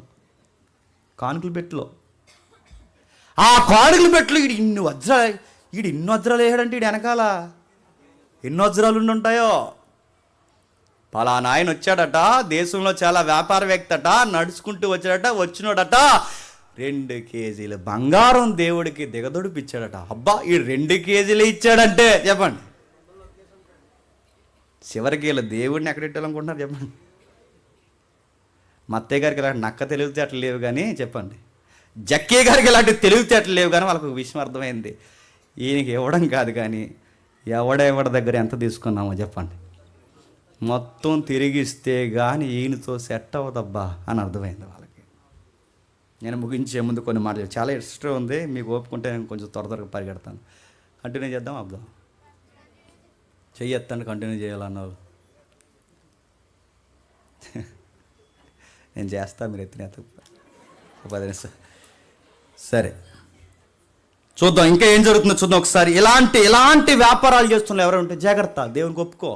నేను నిజంగా చెప్తానండి, బైబిల్ ఒక సూత్రం చెప్తుంది, ఇది పాటించండి, నిజంగా ఫైనాన్షియల్గా చాలా బాగుంటారు. ఎవరైతే యథార్థంగా ఉంటారో, జెన్యూన్గా ఉంటారో తప్పక వర్ధిల్లుతారు. నీకు ₹1,00,000 వస్తాయని నేను చెప్పను, కానీ నువ్వు ఉన్న దాంట్లో జెన్యూన్గా ఉండు, బంగారంలా బతుకుతావు. మంతులా బతుకుతావు. నేను చాలా పబ్లిక్ మెసేజ్లో చెప్పిన మెసేజ్ మీకు చెప్తున్నానండి. అన్నీ ఉండి తినలేని ఆల బతుకు బాగుందా? రోజుకు 100 రూపాయలు తెచ్చుకుని నచ్చిన కూర నచ్చిన ముద్ద తింటున్నా మన బతుకు బాగుందా చెప్పు. వాడి దగ్గర డబ్బు ఉంది, మన దగ్గర చెప్పండి దేవుడు ఉన్నాడు. వాడి దగ్గర డబ్బు ఉంది, మన దగ్గర దేవుడు ఉన్నాడు. వాడి డబ్బు వాడు కనీసం నచ్చిన ముద్ద తినలేడు. మనము డాక్టర్లు చెప్పారట, పెరుగులో చేప తినకూడదు, చేపలో పెరుగు. ఎండి చేపలు ఏపుకుని తినే ఏమైనా అయిందా? అది మన హెల్త్ స్కేల్. చికెన్ తింటే మటన్ తినకూడదు, మటన్ తింటే చికెన్ తినకూడదు. 2 కలిపి తినేహాం. ఒకే కూర తినాలి, 4 కూరలు. ఎన్ని చిన్నప్పుడు తినేస్తున్నాం, 4-5 కూరలు కలిపి. ఏమైనా అయిందా? ఇప్పుడు చెప్పండి. అన్నీ ఉండి హెల్త్ బాగాలేని ఆడు బాగున్నాడా చెప్పండి.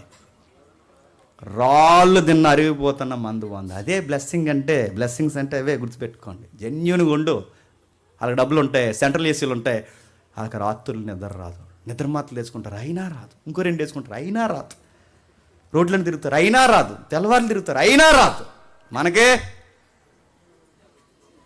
స్నానం చేయండి, స్నానం తర్వాత ముందెట్టు తింటాం, చేయగలుగుతాం, స్నానం చేస్తాం, లెక్కలో లేవు, లేదా మానేస్తాం, అక్కడే పడుకుంటాం అని అడుగుతున్నా.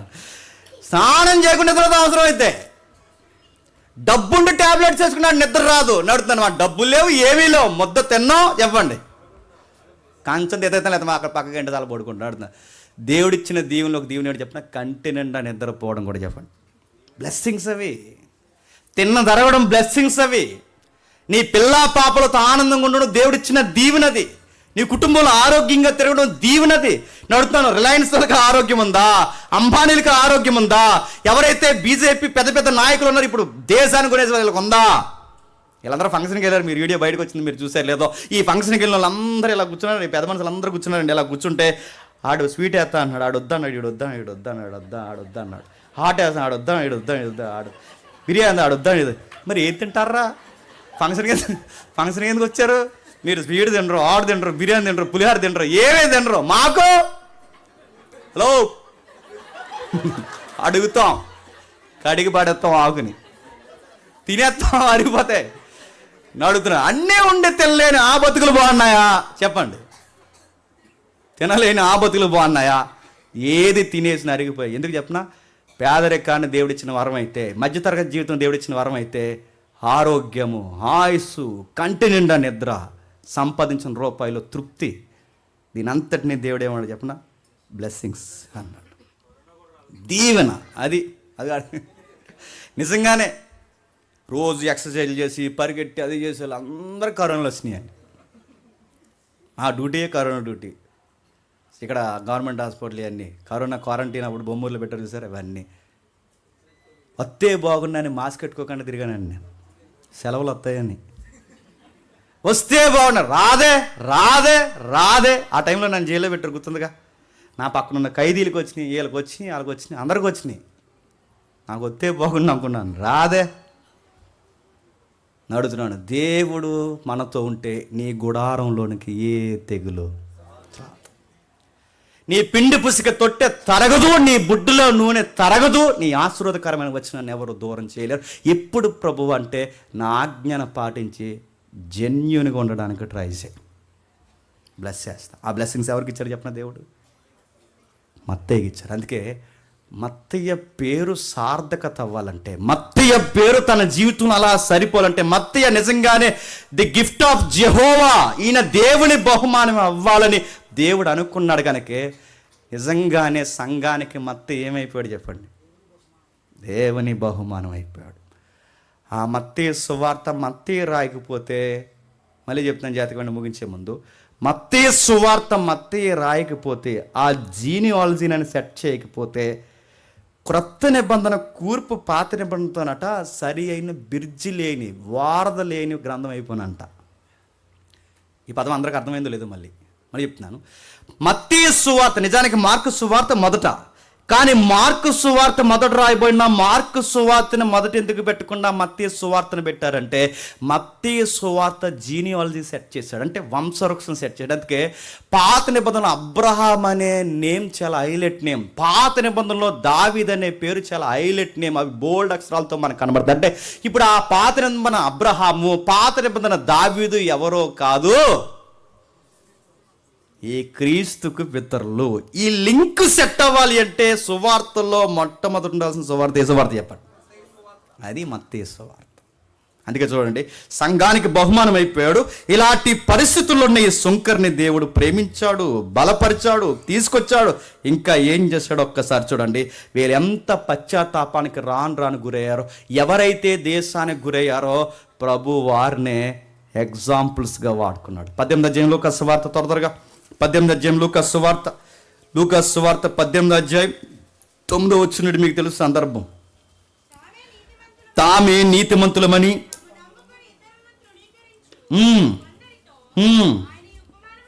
ఆయన ఉపమానము చెప్పాను. ప్రార్థన చేయుటకై ఇద్దరు మనుషులు దేవాలయానికి వెళ్ళిరి. వారిలో ఒకడు పరిసయుడు, ఒకడు సుంకరి. మీకు సందర్భం తెలుసు. ఒకడు పరిసయుడు. ఆ రోజుల్లో భక్తిపరుడు అనగానే ఎవరు? పరిసయుడు. పాపి అనగానే ఎవరు? సుంకరి. ఈ ఎగ్జాంపుల్ వాడుకుంటున్నది ఎవరు? ప్రభు. ఈ ఎగ్జాంపుల్లో ప్రభు హైలైట్ చేసింది ఎవరిని? సుంకర్ని. సుంకర్ని ఎందుకు హైలైట్ చేశాడు? రోజు ప్రార్థన చేసేవాడి ఫీలింగ్ ఏంటి చెప్పనా? నేను చాలా భక్తిపరుడిని. అసలు ప్రార్థనకే రాకుండా అలా గేటు బయట ఉండేవాడి యొక్క ఫీలింగ్ ఏంటి చెప్పనా? కనీసం నేను ఈ గుంపులో కూర్చోడానికి కూడా నాకు అర్హత లేదు, నేను కన్నెత్తు కూడా దేవుడి వైపు చూడలేనని ఎవరైతే అనుకుంటారో తమ్మును తాము తగ్గించుకున్న సుంకరి గొప్పోడయ్యాడు. దృష్టికి తామే నీతిమంతులు అనుకున్న పరిసయ్యులు తృణీకరింపడ్డారు. చూడండి, నిజానికి సొసైటీలో వాళ్ళ పాపులు, కానీ దేవుని దృష్టిలో రాను పశ్చాత్తాపానికి గురైతే ఏమైపోయారో చెప్పండి? వాళ్ళు నీతిమంతులు అయిపోయారు. నేను ముగించే ముందు చాలా మంది నేను చెప్పడానికి ఇంకా టైం మనకు లేదు.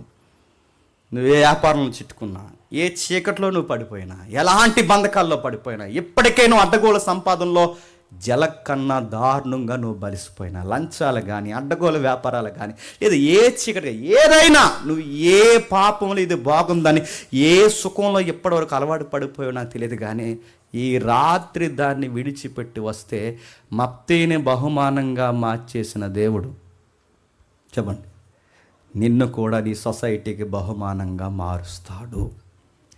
ఖచ్చితంగా బలపరుస్తాడు, దీవెనకరంగా మారుస్తాడు. నీ లైఫ్ చాలా ప్రూఫ్ఫుల్గా అయిపోతుంది. గుర్తుపెట్టుకోండి, చాలా ఫలభరితంగా మారిపోద్ది, అనేకులకు దీవెనకరంగా. నువ్వెక్కడుంటే అక్కడ సమాధానం ఉంటుంది, నువ్వెక్కడుంటే అక్కడ ప్రేమ అనురాగలు, నువ్వెక్కడుంటే అక్కడ శాంతి సమాధానం ఉంటుంది, నువ్వెక్కడుంటే అనేకులకు దీవెనకరంగా మారిపోతావు. మత్తయి సువార్త ఇంకా ఇలాంటి మత్తయి రక్షింపడ్డాడు, ఇలాంటి మత్తయి దేవుని చేత పట్టబడ్డాడు, ఇలాంటి మత్తయి దేవుళ్ళకి వచ్చి. ఇప్పుడు చెప్పండి, బాగా చదువుకున్నవాడు, బాగా లెక్కలు వచ్చినవాడు, బాగా హిస్టరీ మీద గ్రిప్ ఉన్నవాడు, బాగా సొసైటీ మీద అవగాహన ఉన్నవాడు యేసు ప్రభు దగ్గరికి వస్తే ఆ రైటింగ్స్ ఎలా ఉంటాయి చెప్పండి? అద్దరు కొట్టేస్తాయి. ఆ అద్దరు కొట్టేసిన రైటింగ్సే చెప్పండి మత్తయి సువార్త. మీకు ఓపుకుంటే, మీకు అవగాహన మీద ఇంకా అవగాహన పెరిగితే ఆ మొదటి అధ్యాయం మాట్లాడుకోవడానికి సుమారు 4 సంవత్సరాలు పడుతుంది. కేవలం మొదటి అధ్యాయం ఒక్కటి కాదని పెట్టింది ఆ వంశవృక్షంలో. కేవలం ఎప్పుడో నా బైబిల్ నేర్చుకున్న కొత్తలో మా ఊర్లో చెప్పాను మత్తయి సువార్త ఎవరినండి. 9 వచనాలు చెప్పడానికి నాకు పెట్టిన కాలం ఎంతో తెలుసా? 2 సంవత్సరాలు. అంత ఉంది మొదటి అధ్యాయం. ఎందుకు 42 తరాలు తీసుకొచ్చాడు, ఎందుకు 14 లింక్ పెట్టాడు, ఎందుకు అబ్రహాముకి దావీదుకి యేసుక్రీస్తు వాళ్ళు లింక్ పెట్టాడు, ఈ లింక్ అంతా ఏంటి, ఈ లింకుల్లో ఈ రాజుల పేర్లు ఏంటి, ఈ రాజుల పేర్లో ఈ చెడిపోయిన స్త్రీల పేర్లు ఏంటి, ఇవన్నీ ఏంటి, ఇదంతా కలిపితే మత్తయి జ్ఞానానికి ఖచ్చితంగా మనం ఫిదా అయిపోతాము. మత్తయి అనగానే సిరీస్లో చూసినట్టు అని తిరుగుతాడు అనుకోకండి. చాలా తెలివైనడు, చాలా దేవునికి ఉపయోగకరమైన బిడ్డ. ఆయన చదువు, ఆయన లెక్కలు, ఇంకా ఏదైతే ఉందో ఆయన టాలెంట్ మొత్తం తెచ్చి సువార్త మీద కేంద్రీకరించాడు. మరో మాట చెప్పి నేను ముగిస్తున్నాను. ఇలా మారిపోయిన మత్తయి సువార్త రాయడం ప్రారంభిస్తే అప్పటి వరకు వాళ్ళు గతించిన వారం మీద గుర్తుపెట్టుకుని, అప్పటి వరకు వాళ్ళ సువార్త నోటితోనే చెప్పారు.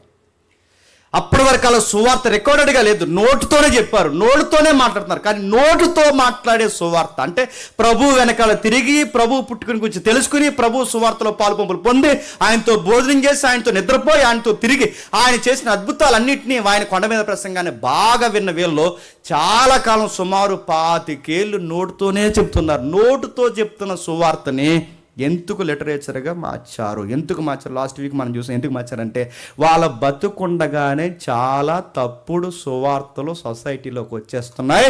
మనం ఉండగానే ఇలాంటి తప్పుడు సువార్తలు మన కళ్ళ ముందే బోధిస్తున్నారంటే రేపొద్దున మనం వెళ్ళిపోయిన తర్వాత ఇది ట్రూత్ అని సొసైటీకి తెలియాలి అంటే, వెంబడిస్తున్న తర్వాత శిష్యులకు తెలియాలంటే ఏదైనా డాక్యుమెంట్ ఉంటే బాగుంటుందని రాయడం మొదలెట్టారట. ఇప్పుడు బాగానండి, ఇప్పుడు మీరు చెప్పిన వివరణకి ఏమన్నా రెఫరెన్స్ ఉందని మీరు నన్ను అడగలొద్దా?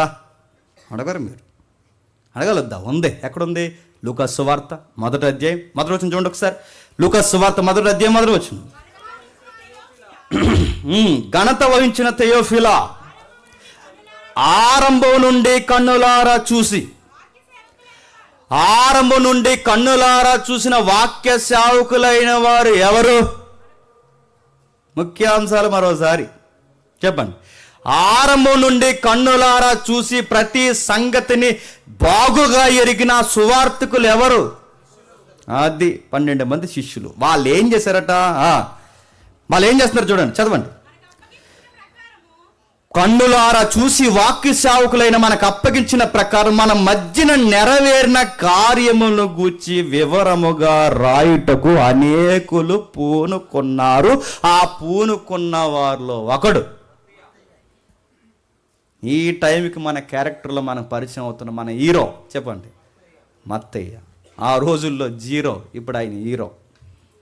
అనేకులు పూడుకున్నారు అంటే ఈ సంగతులు రాయాలి, ఈ సంగతులు మనం ఇలా నెగ్లెక్ట్గా వదిలేయకూడదు, ఈ సంగతుల విషయంలో అనేకులకు బోధపడాలి తర్వాత తరాలకు. ఇదిగో ఇదే ఇక ఎవడు యేసు ప్రభు యొక్క జీవిత వృత్తాంతం చెప్పినా తప్పుడు వృత్తాంతాలు చెప్పకూడదు. ఎందుకంటే కొంతమంది ఏమన్నారంటే మెస్సేజ్ పుట్టలేదు, అలా వచ్చి అలా వెళ్ళిపోయాడు. ఇదే నాస్టిజం అంటారు. వీలైతే నెక్స్ట్ వీక్ మనం చూద్దాం. ఆప్టిజం, నాస్టిజం, కొన్ని నిజాలు వచ్చేసిన ఆ రోజుల్లో. అంటే వాళ్ళు బతుకుండగానే యేసుప్రభుని గురించి తప్పుగా ప్రకటిస్తున్నారు. యేసుప్రభు అంటే కన్య గర్భాన్ని ఏం పుట్టలేదు, అలా పుట్టాడు అనుకున్నా అలా పుట్టలేదు అన్నారు.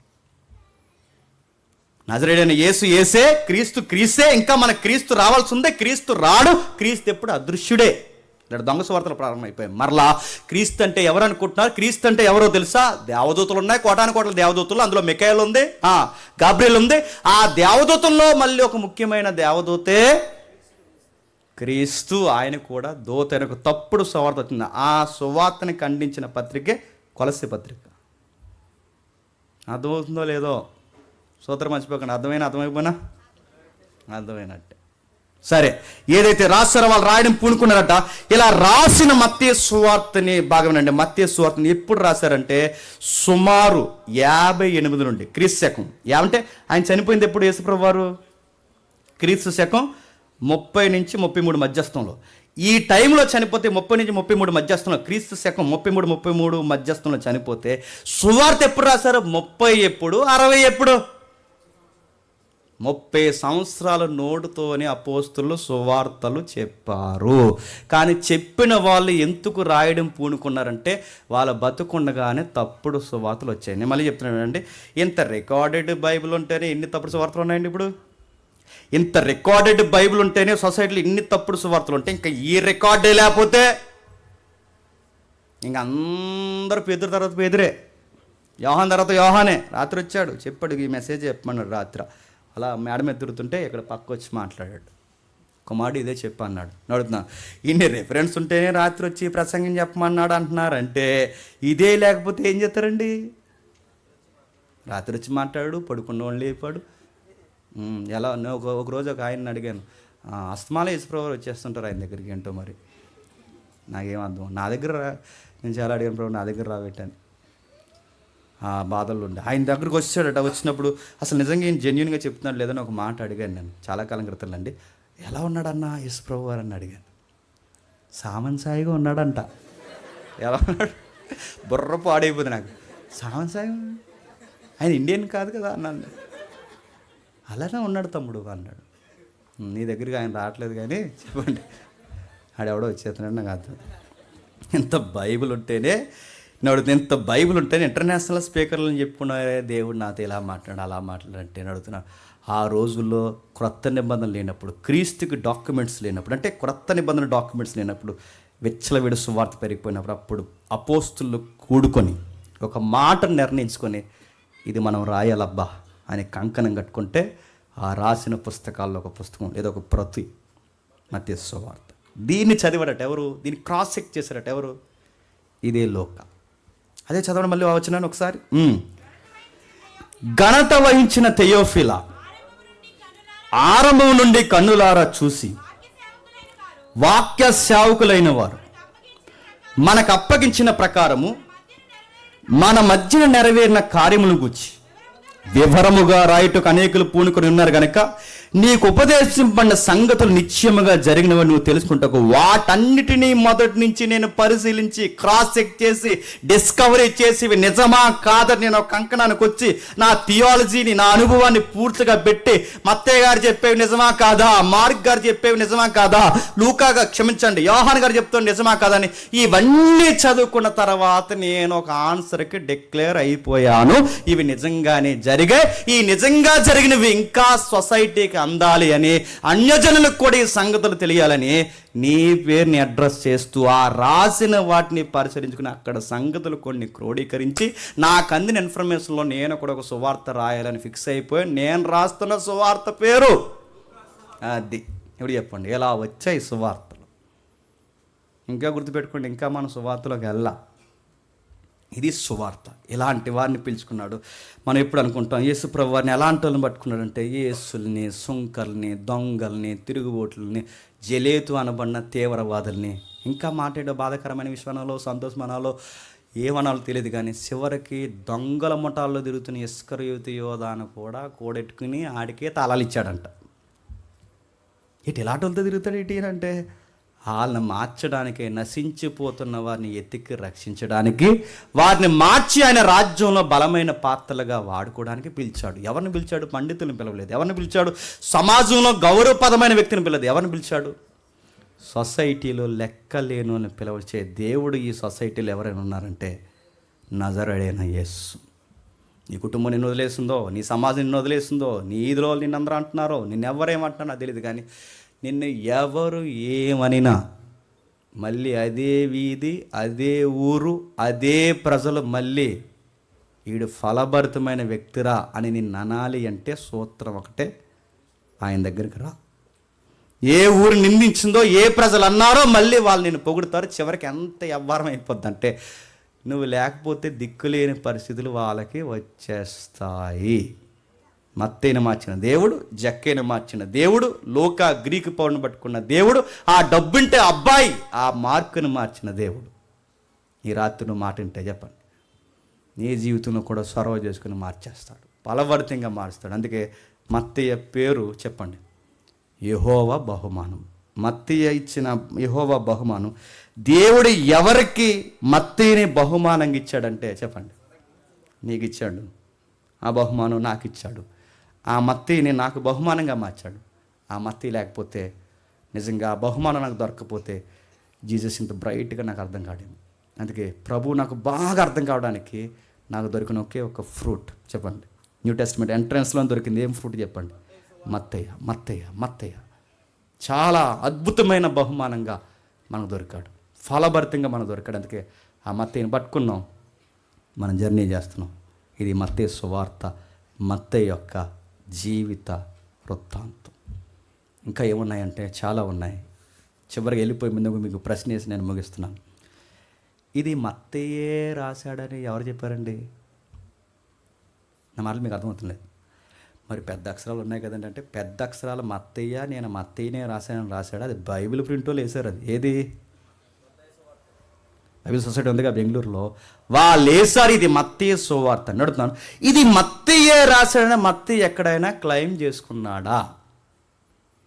ఇది మత్తయి సువార్త అని ఎట్లా చెప్పగలమో తెలియాలంటే బ్రేక్ తర్వాత. బ్రేక్ ఎప్పుడు చెప్పండి? నెక్స్ట్ వీక్ రండి, వినండి, చెప్పండి, రక్షణ పొందండి, ఫ్రూట్ఫుల్గా మారిపోండి. దేవుడు మిమ్మల్ని దీవించును గాక. మోకాళ్ళు వేయగలిగిన వారు మోకాళ్ళు వేయండి.